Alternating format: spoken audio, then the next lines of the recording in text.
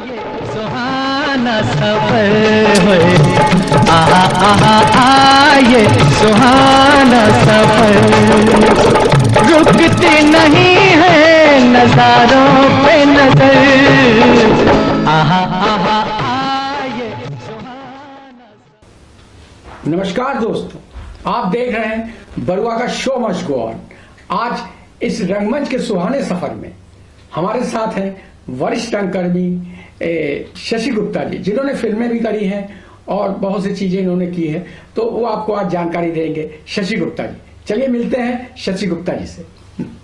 नमस्कार बड़ो दादा, सबसे पहले आपको बहुत बहुत तहे दिल से धन्यवाद, और शो मस्ट गो ऑन की तरफ से भी पूरी टीम को, और भगवान से ये प्रार्थना है कि आपका शो हमेशा चलता रहे, खूब तरक्की करे, और हम जैसे छोटे मोटे कलाकारों को मौका मिले, और इस तरह से हम एक मौका मिल जाता है तो हम लोगों के सामने आते हैं। ठीक है, ये तो हम चाहते हैं कि हमारे पुराने रंगकर्मी मंच पे रहे, ताकि आने वाली पीढ़ी इन लोगों को देखे, याद करे कि हमारे कानपुर में भी इतने इतने रंगकर्मी रहे हैं, नहीं तो वहां से लोग कैसे देखेंगे।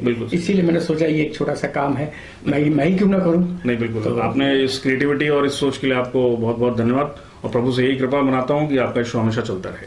तो आपने पहली बार नाटक में पदार्पण कब किया?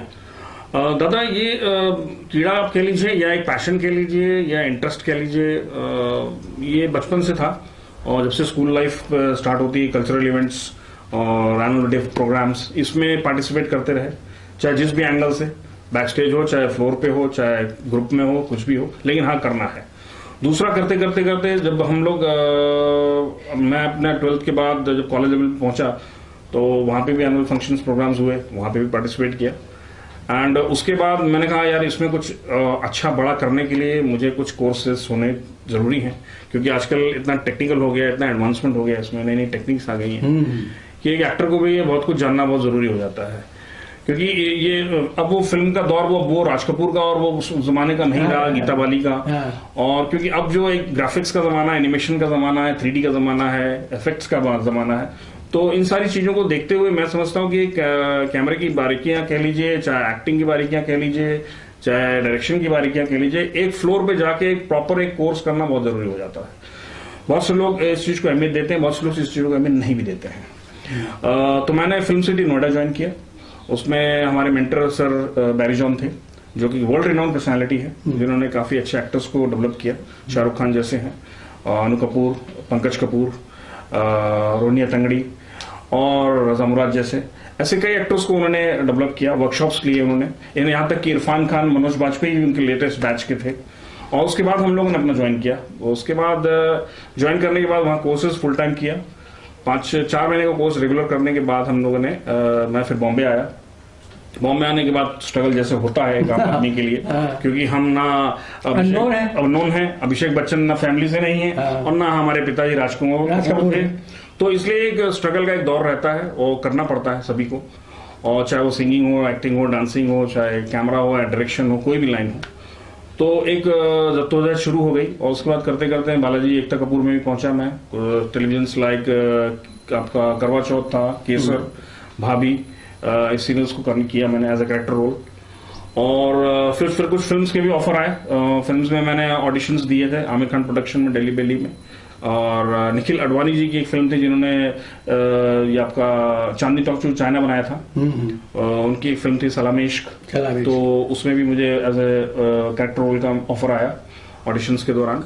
रोल भले ही चाहे छोटा बड़ा हो, मैं उस चीज को उतना तजुर्बा पहले नहीं देता था, क्योंकि मुझे एंट्री करनी है, चीजें सीखनी है, एक प्रोफेशनल एटमॉस्फेयर में जाना है, लोगों से देखना है, बात करना है, मिलना है, रीजन बिंग उनसे सीखने को मिलता है, क्योंकि सारे जो भी आपके फ्लोर पे लोग हैं, सारे आपसे सीनियर्स हैं, दुनिया उनको जानती है, आपको उसमें एंट्री मार के अपनी जगह बनानी है। तो ये मेरा ध्येय शुरू से रहा, और आपका ईगो साइड में होना चाहिए, कोई किस तरह का कोई भी टैंट्रम या इनडिसिप्लिन बिल्कुल नहीं होनी चाहिए कि नहीं मैं भी एक्टर हूं, मैं भी बहुत शोमैन हूं, ये वो लाइक दैट, ऐसा कुछ भी नहीं होना चाहिए एज एन एक्टर।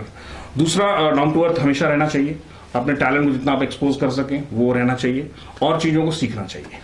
ये तो इस तरह से मेरा शुरुआत हुआ बॉम्बे में, और समहाउ फिर आप सोच रहे होंगे मैं कानपुर आज यहाँ पे कैसे हूँ, क्योंकि स्ट्रगल के दौरान मेरी माता जी एक्सपायर हो गई थी, और ये थोड़ा एक इत्तेफाक हो गया मेरे साथ। दूसरा फिर ये था कि पिताजी मेरे रिटायर्ड थे गवर्नमेंट जॉब से, एंड घर पे कोई नहीं था, ब्रदर सिस्टर मेरे सेटल्ड हैं अपनी अपनी जगह पे, उसके बाद फिर मैंने फादर को कहा कि आप बॉम्बे शिफ्ट हो जाइए, क्योंकि मेरा काफी समय 5-6 साल मैंने पैसा, समय, उम्र, मेहनत लगाया है। पापा ने कहा बेटा आप तो शूटिंग पे निकल जाओगे, बॉम्बे की एक टेक्निकल लाइफ है, हाँ, मैकेनिकल लाइफ है, भाग दौड़ वाली लाइफ, भाग दौड़ की लाइफ है, कानपुर जैसी नहीं है। तो अब तो मुझे छोड़ के जाओगे और शूटिंग में पूरे दिन रहोगे और मैं अकेला रहूंगा नौकरों के भरोसे। हाँ। तो उससे बेटर है कि बेटा मैं यहाँ सही हूँ, आप अप डाउन करो, चाहे जो करो वो आपको मैनेज करने वाला काम है। मैंने कहा ठीक है फादर। लेकिन फिर देखा कि फादर की एज बढ़ती जा रही थी, हाँ। फिजिकली वो बहुत डाउन होते चले जा रहे थे, एंड कई एबनॉर्मलिटीज उनमें डेवलप हो रही थी फिजिकली। तो इसलिए उनको देखते हुए उनका देखभाल करने के लिए मैं वापस आया, और थोड़ा सा आप कह लीजिए कि मैंने सेक्रीफाइस किया अपनी फैमिली के लिए, फादर पेरेंट्स के लिए, फिर जाना नहीं हो पाया। रीजन बिंग फिर अब ये था कि फादर कह रहे थे बेटा अब यहाँ थोड़ा देख लो, सेटल हो जाओ, थोड़ा शादी वादी कर लो। तो उसके बाद फिर मेरी 2012-13 में मैंने शादी हो गई जी, और भगवान की वजह से वाइफ भी बहुत अच्छी मिली मुझे, गीता के। एंड उसके बाद मैंने अपना बिजनेस सेटअप किया यहाँ पे। और मैं आपके साथ एक चीज और मैं आपको बताना भूल गया, जब आपने फोन किया मैं तब हाजिर हुआ। रीजन बिंग कि मैं अलग से इसके लिए टाइम निकालना मैं अपनी खुशकिस्मती समझता हूँ। और दूसरा मैंने चाइल्ड वर्कशॉप्स वगैरह आपके साथ लिए, बाल भवन में लिया, विरोध नाटक वगैरह किया आपके साथ, स्ट्रीट प्लेस किया आपके साथ, सोशल इवेंट्स को लेकर, सोशल इवेंट्स में बिल्कुल। तो ये एक अच्छा मौका मुझे यहाँ मिला और सीखने को मिला आपसे। दूसरा इससे थोड़ा एक इंटरेस्ट, एक पैशन बना रहा, और वो चीज जिंदा रही जो मरी नहीं, और आज तक तभी मैं आज यहाँ हूँ। इसके लिए मैं प्रभु का और आपका बहुत बहुत धन्यवाद करता हूँ। तो अच्छा, ये अब पहले का रंगमंच और अब के रंगमंच में कुछ बदलाव नजर आया आपको? जी बहुत। पहला का रंगमंच, पहले जो रंगमंच हुआ करते थे वो एज एन ट्रू एक्टर कह लीजिए, या बिल्कुल जो जुझारू लोग, पैशनेट, जिन्हें केवल एक्टिंग ही करनी है, क्योंकि उस दौरान उतना कॉमर्शलाइजेशन नहीं था, इतना मटेरियलिज्म नहीं था, इतना शोमैन जैसा कुछ नहीं था, इतना कुछ ग्लैमर जैसा नहीं था। तो इसलिए काम चल जाता था, और एक सबसे ओवर एंड अबव सस्ताई का जमाना था, महंगाई का बिल्कुल जमाना नहीं था उस दौर में, काम चल जाता था। लेकिन अब बहुत से लोग थिएटर से थोड़ा मुंह इसलिए मोड़ चुके हैं क्योंकि इसमें एक इनकम का जरिया थोड़ा बहुत कम है या ना के बराबर है। हाँ। केवल यहाँ पे इमोशंस, पैशंस को ही वैल्यू दी जाएगी, आपके डिसिप्लिन को वैल्यू दी जाएगी, आपके रेगुलर प्रैक्टिस को वैल्यू दी जाएगी। ये एक बहुत इंपॉर्टेंट चीज है, और इसलिए थोड़ा थिएटर से कुछ लोग अलग हो गए। अब मैंने दिल्ली थिएटर्स भी किए, मैंने बॉम्बे का भी थिएटर लुकआउट किया, पृथ्वीराज या संजना कपूर जी का ग्रुप, दर्पण ग्रुप और अनुभूति ग्रुप, ऐसे कई ग्रुप्स मैंने देखे हैं, मैंने किया भी है उसमें। राधामोहन दीक्षित जी के साथ मैंने कई 1-2 नाटक किए हैं, विरोध जैसा, और आपके साथ भी 1-2 नाटक, 3 नाटक किए मैंने। तो फील ये हुआ कि कॉमर्शलाइजेशन अब इतना ज्यादा बढ़ गया है कि आदमी को अर्निंग चाहिए अपनी, अपनी एक डे टू डे लाइफ को जीने के लिए। तो थिएटर से वो चीज नहीं मिल पाती उसे। अब उसमें वो पैसा भी लगाता है, रेगुलर प्रैक्टिस भी करता है, अपना समय भी निकालता है, आता जाता भी है, तो हर चीज वो मैनेज करने में थोड़ा उसको दिक्कत होती है। इसलिए थोड़ा एक स्टेप बैक आ गया वो। इसलिए थोड़ा पहले के थिएटर और आज के थिएटर में सिर्फ ये डिफरेंस है। लेकिन हाँ, आज भी बहुत अच्छे एक्टर्स हैं, थिएटर कर रहे हैं, जिंदा रखे हुए हैं, और लोगों को सिखा भी रहे हैं। उनका एक पैशन हमेशा बना हुआ है और वो आगे चलता भी रहेगा। तो थोड़ा डिफरेंस जरूर आ गया आज के इस थिएटर में, केवल मटेरियलिज्म को लेकर, शोमैनशिप को लेकर, स्पॉन्सरशिप को लेकर, कॉमर्शलाइजेशन को लेकर, पैसे को लेकर, जो कि पहले नहीं था। हाँ, जो कि पहले नहीं था। इस वजह से कुछ लोग थोड़ा पीछे हो गए। लेकिन प्रैक्टिकल लाइफ को अगर देखें और थिएटर को लेके तो एंटायरली बिन डिफरेंट। बहुत से लोग, बॉम्बे में मैं रहा हूं, केवल टेलीविजन फिल्म्स ही करते हैं, वो थिएटर नहीं करते हैं। और कुछ लोग ऐसे जो केवल थिएटर ही करते हैं, लेकिन उनमें से वो स्ट्रगलर नहीं है, थोड़ा उनकी लाइफस्टाइल थोड़ी अच्छी है, काफी वो फाइनेंशियली साउंड फैमिली से हैं, चाहे वो इंग्लिश थिएटर का, शेक्सपियर वगैरह का लेवल का मैटर हो, चाहे वो हिंदी थिएटर का, पृथ्वीराज कपूर थिएटर का थिएटर मैटर हो, उसमें वो लोग मैंने देखे हैं, लड़के लड़कियां जो आते हैं, जो काफी संपन्न परिवार से हैं, और स्ट्रगलर्स भी हैं। ऐसा नहीं कि स्ट्रगलर्स नहीं हैं, वो एक नॉर्मल लाइफ भी जी रहे हैं, पीजी में रह रहे हैं, बस से आ जा रहे हैं, वो भी लोग हैं। लेकिन थोड़ा डिफरेंस है, पैसे को लेकर कह लीजिए, या आप सक्सेस को लेकर कह लीजिए, या अचीवमेंट को लेकर कह लीजिए। बहुत से कास्टिंग डायरेक्टर्स आते हैं, वो थिएटर्स के एक्टर्स को उठाते हैं, हाँ। उसमें से ऑडिशंस लेते हैं। कुछ लोग बिल्कुल नहीं जाते हैं, वो केवल फोटोग्राफ्स और ऑडिशंस वहां स्टूडियो में लेते हैं। तो ये एक बहुत बड़ा डिफरेंस आ गया। तो ये चीजें थोड़ा मतलब मैटर करने लगी थिएटर में भी, और फिल्मों में भी, या सीरियल्स में भी। तो ये थोड़ा ज्यादा इसमें ऐसी चीज है। तो अगर आजकल के लोग जो कहते हैं कि आपको कौन सा ज्यादा रंगमंच पसंद है कि फिल्म में काम करना, किस चीज के ज्यादा आपको रुचि रहता है कि हमको इसमें ज्यादा इंटरेस्ट? जी दादा, एक एक्टर के लिए मैं समझता हूँ रंगमंच सीखने का और आगे बढ़ने का, और अपने को अच्छा एक्सपोज करने का एक अच्छा माध्यम है। दूसरा जो मैं कहूंगा कि फिल्म भी करना चाहिए उसे, अगर मिले तो जरूर करना चाहिए। क्योंकि ऐसा नहीं कि फिल्म का एक एक्सपोजर लेवल बहुत ज्यादा होता है, हाँ। बहुत अच्छा लेवल होता है और उससे एक सीखने को भी मिलता है। तो थोड़ा मैं कहूंगा कि थिएटर और फिल्म या टेलीविजन थोड़ा डिफरेंस जरूर है, लेकिन मैं समझता हूं कि दोनों का एट पार होना चाहिए। एट पार लोग कई एक्टर्स मेंटेन रखते हैं। कुछ बॉम्बे के एक्टर हैं जो केवल टाइम बिंग थिएटर भी करते हैं, फिल्में भी करते हैं, सीरियल्स भी करते हैं, थिएटर भी करते हैं। तो वो अपने या तो टाइम मैनेजमेंट कर लेते हैं या वो दोनों चीज को एलोकेट कर लेते हैं, तो उनका वो दोनों पैरेलल चलता है। कुछ केवल थिएटर करते हैं, कुछ को कहते हैं मेरे पास टाइम ही नहीं है। तो ये बड़ी विडंबना है कह लीजिए या कुछ भी कह लीजिए। तो इस तरह से ये होता है। मेरी समझ से थिएटर और कैमरा कह लीजिए, फिल्म का कह लीजिए या सीरियल से कह लीजिए, दोनों में अपने अपने एक आइडेंटिफिकेशन है और अलग एक पहचान देता है और एक्सपोजर लेवल का भी कोई कमी नहीं है। हाँ, कुछ हद तक जो एक अप्रोचिंग लेवल है, जो एक चैनल है, वो थिएटर का कहीं ना कहीं लैक हो रहा है, जिसके लिए हम आपको आगे बढ़ना है, करना है और अच्छे एक्टर्स को लेना है, उनको सिखाना है और उस तरह से हम अपना ग्रुप को आगे ले सकते हैं। अच्छा, अब मैंने आजकल जो लड़के आते हैं भैया, पहले अभिनय तो करते रहे भैया, क्या कुछ मिलने वाला, कुछ पैसा मिलेगा? तो ऐसा भी लोग सोचते रहे कि भाई थिएटर में तो पैसा है नहीं। जी जी। तो आते लड़के पहले के दादा कुछ मिलेगा है इसमें, तो इससे कुछ फायदा है? फायदा तो भाई बाद ही, पढ़ाई के बाद ही फायदा होता है। बिल्कुल। तो मैं यही कहता हूँ भाई देखो, पढ़ाई है ये जी, इसमें भी तुमको फौरन आते ही भाई कमाई क्या होगी, अरे कमाई भाई, जैसे एजुकेशन होता है वैसे ये भी है। जी। आप इसको पहले तैयार तो करिए, आने से पहले मुझे पैसा क्या मिलेगा, क्या फायदा है, तो मैं क्या बता, मैं भी ये कह देता हूँ। बिल्कुल सही कह रहे हैं आप दादा, बिल्कुल सही कह रहे हैं। वो उनका भी पूछना एक तरह से मैं समझता हूँ जायज है, जायज है, उनके पिता ही पूछते हैं। बिल्कुल बिल्कुल। और दूसरा क्योंकि उनके पेरेंट्स उस एंगल से नहीं सोच पाएंगे जिस एंगल से आप सोचते हैं। हाँ, तो वो कह रहे हैं, सोचते हैं तुम जा रहे हो, मेहनत कर रहे हो, आना जाने में खर्चा ये है, टाइम दे रहे हो, स्ट्रगल दे रहे हो, अपना टाइम पैसा लगा अपना खुद कर रहे हो, तो तुम्हें रिटर्न क्या मिलेगा? और लेकिन उस जगह पे अगर वो एक्चुअल एक्टर है तो वो उसको प्रॉपर डिफाइन कर सकता है कि पेरेंट्स को ये कह सकता है कि देखिए एक्टिंग को आप इस सेंस में अगर आप ले रहे हैं तो गलत है, जब सीखने की बारी आती है। हाँ, अगर मैं कोई मार्केट का एक्टर हूँ, मैं कोई मार्केट का डायरेक्टर हूँ, मार्केट का मैं कैमरामैन हूँ या लाइटमैन हूँ या मैं एनिमेशन वाला हूँ, ग्राफिक्स वाला हूँ, तो बात अलग हो जाती है, तो बात कमर्शियल हो जाती है।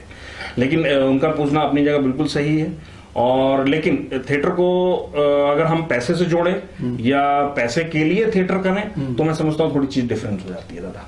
हाँ, वही हमने थोड़ा सा ये है, क्योंकि एक ट्रेनिंग लेवल है, एक सीखने का लेवल है, सिखाने का लेवल है। तो इसमें कॉमर्शलाइजेशन या पैसे की बात अगर आती है तो वो शायद मैं समझता हूँ पैसा मिलेगा तो मैं करूंगा, पैसा नहीं मिलेगा तो मैं नहीं करूंगा। तो ये पैसे को लेकर आप एक अच्छे टैलेंट को भी हटा देते हैं, टैलेंट को रखते भी हैं, दोनों बातें हो जाती हैं। तो पैसे का जो एक पॉइंट ऑफ व्यू है वो उन लोगों के लिए है जिनको बहुत जरूरत है, और जो केवल एक रिफाइंड प्रॉपर वे से एक पैशनेट जुझारू बंदे की तरह काम करना चाहते हैं, तो उनको फिर उनके लिए पैसा मैटर नहीं करता है, उनके लिए काम मैटर करता है, उनका एक्टिंग टैलेंट मैटर करता है, ऑडियंस कितना जानती है, ऑडियंस तक मैं कितना पहुंचा, मेरे सब्जेक्ट कितने लेवल पहुंचे वहां तक, वो एक बहुत जरूरी हो जाता है। तो वो एक थोड़ा क्राइटेरिया अलग हो जाता है वहां पे। और फिल्मों में जाहिर सी बात है या सीरियल हो, पैसा मिलता है, और उसमें भी आजकल प्रॉब्लम्स होने लगी कि टाइमली पेमेंट मिल जाए तो बहुत बड़ी बात है।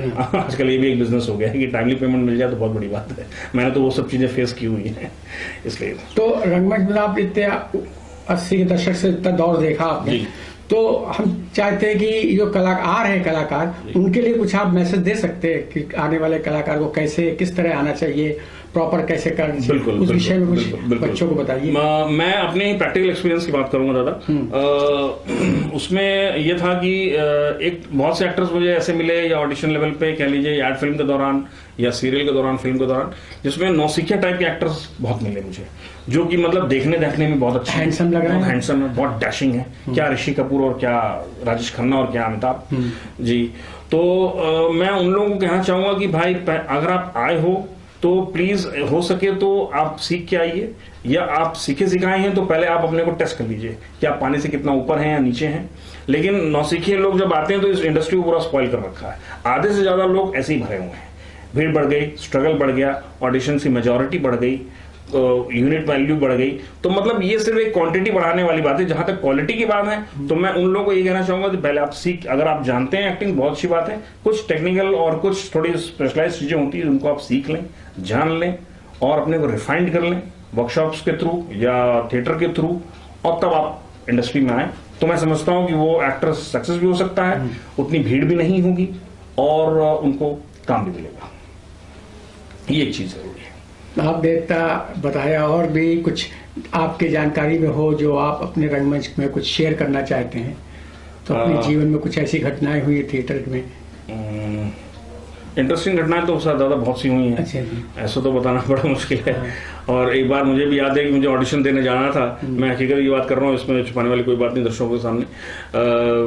मेरा जूता फट गया था और मुझे ऑडिशन देने जाना था। और ऑडिशन में ये था कि अब मैं कैसे जाऊं। तो बाहर स्टूडियो के आगे मार्केट था, मार्केट में मोची बैठा हुआ था, तो मैंने अपने जूते उसको दे दिए और उसके बाद एक जूता पड़ा हुआ था, वो जूता मैंने लकली पहन लिया और उस जूते को पहन के फिर मैंने ऑडिशन। और जब वो कह रहा भैया कहाँ ले जा रहा, मैंने कहा भैया वो सामने स्टूडियो है, ऑडिशन का टाइम निकला जा रहा, भाई मुझे जाना है, तुम ये जूते बना देना इतनी देर में, ये पकड़ो पैसे, मैं बस तुम्हारे ये जूते लेकर जा रहा हूँ, पहन के बस आऊंगा, ऑडिशन दे दूंगा। तो वो भी मेरा मुंह देख रहा है और कमाल का आदमी है। तो मतलब, और उसमें बारिश भी हो रही थी। अच्छा। तो मतलब किसी तरह मैनेज किया मैंने, रेनकोट वगैरह, छाता जो भी है। उसके बाद मैंने उसके जूते पहने, अपने जूते उसको दे दिए। मैंने कहा भाई तब तक तुम बनाओ, और तब फिर मैं ऑडिशन के लिए गया, क्योंकि मैं वैसे ही लेट हो रहा था। तो मैं नहीं चाहता था कि मैं लेट हो जाऊं और टाइम लगे। हाँ, वहाँ टाइम का बड़ा तो इसलिए मैं तुरंत गया और उसके जूते, वो भी मेरा मुंह देख रहा है यार किसी और के जूते, स्ट्रगल कर रहा। तो मैं पहन के चला गया और अपने जूते बाद में आके लिए मैंने। तो ये बड़ा अच्छा इंटरेस्टिंग वाकया है। और एक बार मेरी ट्रेन छूटते छूटते छूट गई थी। उसके बाद फिर मैंने कहा कि अब ट्रेन छूट गई तो क्या करूं, मेरे पास पासेस भी थे, मंथली पासेस जो होते हैं। तो समाव फिर जब ट्रेन छूट गई, लास्ट ट्रेन थी, नहीं मिलती, नाइट शिफ्ट था मेरा, तो फिर मैंने नाइट ऑटो किया। मैंने 450 रुपये अलग से दिए किसी तरह से, क्योंकि मुझे पता था कि शूटिंग में मुझे 2, 2.5, 3, 5 हजार रुपए मिल जाएंगे। हाँ। वो एक अलग चीज है, कवर अप हो जाएगा। तो एक थोड़ा दिल में था कि हाँ नहीं पैसे तो मिल जाएंगे, कोई एक दिल में सुकून था कि मैं जब टाइम से तो पहुंच जाऊं, कोई एक सुकून था कि हाँ मुझे मिल जाएगा।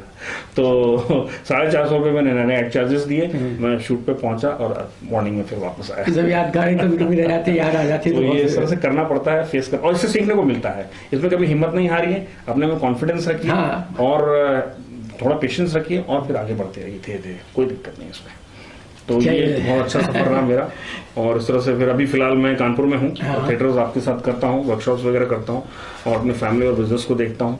तो ये फिलहाल वही मेरा दिनचर्या चल रहा है। बाकी आगे मेरी किस्मत और हाँ ऊपर वाला है, ये साथ में है, show must go on. Yes, why not. मैं प्रभु से चाहूंगा कि हमेशा शो चलता रहे, हम जैसे लोगों को मौका मिले और आप और आगे बढ़ें, और हमारी पूरी टीम एक साथ हम लोग प्रयास करें और खूब आगे। चलिए, आपका बहुत बहुत शुक्रिया जो हमारे मंच पे आए हैं। और कुछ शो मस्ट गो ऑन के बारे में कुछ बताना हो 2 शब्द तो आप कह सकते हैं। शो मस्ट गो ऑन बहुत एक कानपुर में एक नया शो है, और भगवान करे कपिल शो की तरह पॉपुलर हो, और कपिल शर्मा शो की तरह। और दूसरा, ये शो में काफी लोग अभी तक आए हैं और आएंगे, और ये एक अच्छा एक्सपोजर मीडियम है दादा के जरिए, जो इन्होंने शो के जरिए यहाँ कानपुर में गठित किया। और मैं प्रभु से कृपा करता हूँ कि ये शो आगे चले, खूब आगे बढ़े और मौका मिले। चलिए, बहुत बहुत शुक्रिया आप हमारे इसमें आए। मैं चाहता हूँ एक छोटी सी भेंट है जो मैं आपको देना चाहता हूँ। दिल मेरा एक आस का पंछी उड़ता है ऊंचे गगन पर, पहुंचेगा एक दिन कभी तो चांद की उजली जमी पर। दिल मेरा एक आस का पंछी उड़ता है ऊंचे गगन पर, पहुंचेगा एक दिन कभी तो चांद की उजली जमी पर। दिल मेरा एक आस का पंछी।